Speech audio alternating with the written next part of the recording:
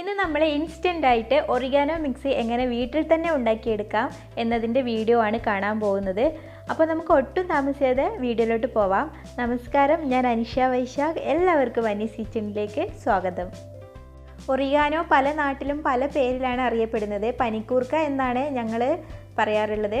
അപ്പോൾ ഇത് മോൾക്ക് ജലദോഷമൊക്കെ വരുമ്പോൾ ഞാനിതിൻ്റെ ഇല പറിച്ചെടുത്ത് വാട്ടിയെടുത്ത് അതിൻ്റെ നീര് കൊടുക്കാറുണ്ട്. അപ്പോൾ ഇത് ഒരുപാട് വൈറ്റമിൻസും അയൺസും ആൻറ്റി ഓക്സിഡൻസും ഒക്കെ അടങ്ങിയിട്ടുള്ള ഒന്നാണ്. പിന്നെ നമുക്ക് വേണ്ടത് തുളസി ഇലയാണ്. കൃഷ്ണ തുളസി ഇലയാണ് ഞാനിവിടെ എടുത്തിട്ടുള്ളത്. ഒറിഗാനോ 12 എണ്ണമാണ് പറിച്ചെടുത്തിട്ടുള്ളത്. തുളസി ഇല 6 എണ്ണമാണ് എടുത്തിട്ടുള്ളത്. തുളസി ഇല അത്യാവശ്യം വലിപ്പമുള്ളതാണ്, 6 എണ്ണം എടുത്തിട്ടുള്ളത്. അല്ലെങ്കിൽ നമുക്ക് ഇങ്ങനെ എടുക്കാം, ഒരു പിടി ഒറിഗാനോ ലീഫിന് അരപ്പിടി തുളസിയില എന്ന രീതിയിലും എടുക്കാം.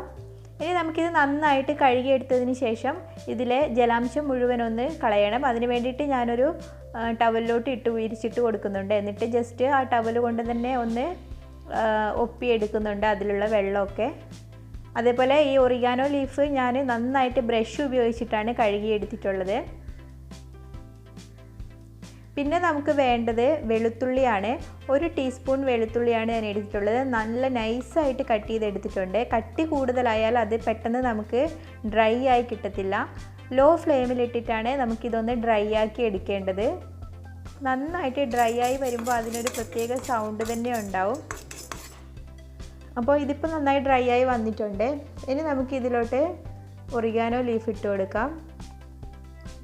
ലോ ഫ്ലെയിമിലിട്ടിട്ട് വേണം നമ്മളെല്ലാം ഇതേപോലെ ഡ്രൈ ആക്കി എടുക്കാൻ. അല്ലെങ്കിൽ നമുക്കിത് വെയിലത്തിട്ട് ഉണക്കിയെടുക്കാം. പക്ഷേ വെയിലത്തിട്ട് ഉണക്കിയെടുക്കാൻ ഒരു കുറഞ്ഞത് 6-7 ദിവസം വേണ്ടി വരും. ഇത് ഇൻസ്റ്റൻ്റായിട്ട് തയ്യാറാക്കുന്നത് കൊണ്ടാണ് നമ്മൾ ഇതേപോലെ ചെയ്യുന്നത്.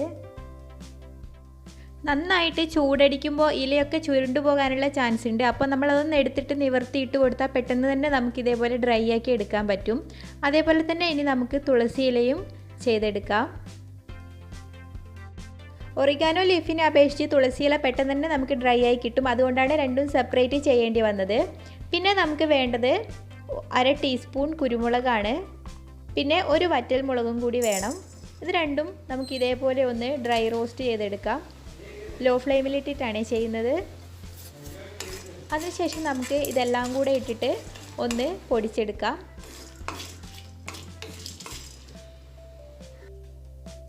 അങ്ങനെ ഞാൻ എല്ലാം കൂടെ എടുത്തിട്ട് പൊടിച്ചെടുത്ത് കഴിഞ്ഞിട്ടുണ്ട്. ഇനി നമുക്കിത് നല്ലോണം ഒരു എയർ ടൈറ്റ് കണ്ടെയ്നറിൽ അടച്ചിട്ട് സൂക്ഷിച്ച് വെക്കാം. അപ്പോൾ ചെറിയൊരു ക്വാണ്ടിറ്റിയിലാണ് ഞാനിത് ചെയ്തെടുത്തിട്ടുള്ളത്.